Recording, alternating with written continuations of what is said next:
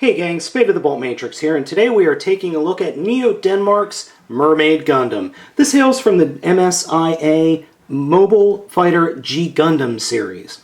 Now the Mermaid Gundam is by far, in my opinion, one of the absolute silliest of the Gundams from the G Gundam series.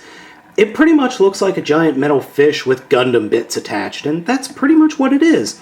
The only accessories it comes with are two closed fists, two grabby hands, and the trident. Now the trident can be used to cast beam bolts or cast beam nets over people. Harkens back to the Roman gladiatorial arena where one of the fighters was a trident-wielding, net-wielding fighter. So it does have two modes. It has its mobile fighter mode and its fish mode. The mobile fighter mode is by far the weakest of the two modes, as this thing was made for underwater combat. Now, this unit was defeated by Sai Saishi in the finals of the G Gundam series, but hey, it showed up again to kick the Devil Gundam's butt. Poseability-wise, this figure's actually not too bad, but it does suffer from a couple of issues. The primary issue that this figure suffers from is the fact that it keeps falling apart. Now, you might not see it in this review, as I'm going to be very careful, but the unit does have a tendency to just come apart due to the transformation. Also, the other issue is this this tail doesn't bend up all the way, so the figure actually can't really stand straight all that well because of the tail here, or the giant propeller tail. Poseability, though, otherwise, is not too bad. The body is nice, stocky, and heavy. Another issue is that this keeps coming undone, but we'll get into that in a second.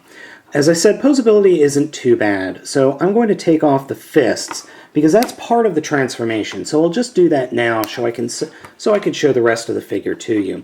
The head is stuck inside here, but it is on a ball joint, and it can move. Just getting it to move is a little bit of a pain in the butt. The arms have a full range of poseability. They're on ball joints here at the top, and they can move in and out. Unfortunately, they can't move much farther out due to the extra kibble from the figure. The shoulder pads can move around a little bit. Arms bend at 90 degrees. Legs are on a ball joint. There's a swivel joint here just above the knee, and then the knee bends at 90 degrees, and then the foot can move as well.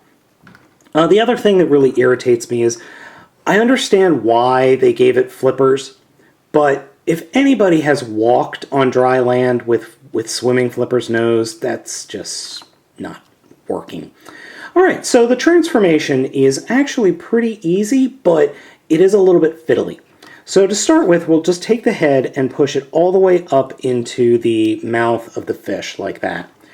Then we'll come back around here and open up the back of the robot mode. This will allow us to take the legs, put them straight out, and then collapse them straight down like that, so you've got the legs nice and straight. Then when you do that, take the bottom parts of the legs and rotate them out like that, and turn the knee guard around. So we want to twist it about 90 degrees, and then what we'll do is we will push the legs up into the body, and that will simultaneously cover up the bottom mouth of the fish, like that. Now, in the show, you could look through this porthole and see the Gundam's head. You really can't do that here because of the transformation. But you can kind of fake it. It still doesn't work all that well. So now that we've done that, we can then take the arms and fold them up into the body, like this. And then we'll take the legs and actually bend them so that they're pointing out. And this does take a little bit of practice and a little bit of force. Now see, that's the way it's supposed to go. Push the fin down, and then we take the fins. Now, in the show, he just had them out like that. But what you're supposed to do is actually collapse them up against the body like that. And then take the feet and just push them straight back and straighten out the tail. And here we have the fish mode. Now, if you think the fish mode looks absolutely ridiculous, I have to agree with you 100%. This mode looks absolutely stupid and dumb. But it has a little bit of a charm to it that I don't think I've ever seen a Gundam look like this before. In fact, this sort of reminds me of some of the aquatic Gundams, or aquatic units from Gundam Wing, but all of those made sense. They were all designed in such a way that they were supposed to work underwater. This thing, I don't know how this thing is supposed to work underwater. Yes, it's sleek, I will admit that, but the legs protruding out like that just look stupid.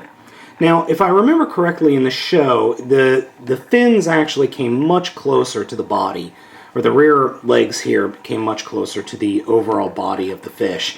But still, it looks absolutely bananas. Now, this was like Mark 23 of the Mermaid Gundam, because in the end of the series, Neo Denmark launched a massive battleship fish to fight the Dark Gundam. And then it launched Mermaid Gundams 1 through like 21. And they were all different types, shapes, and sizes of fish Gundam. So, so yeah, it was pretty crazy. So should you pick this up? Well, I would only pick this up if this is something that really interests you. If you want a completely off-the-walls, crazy-looking Gundam that turns into a fish, by all means, go ahead and pick it up. I have seen this guy on eBay for just like pennies on the dollar, because, let's face it, he's not a very popular Gundam. I would pick it up if you have a morbid curiosity, or if you just like something that's just, as I said, completely off the wall and a little bit zany. So, guys, I honestly can't really recommend this, but like I said, if you want to pick it up, I wouldn't blame you, because it does have kind of a weird mystique to it, in the fact that it's just so bananas.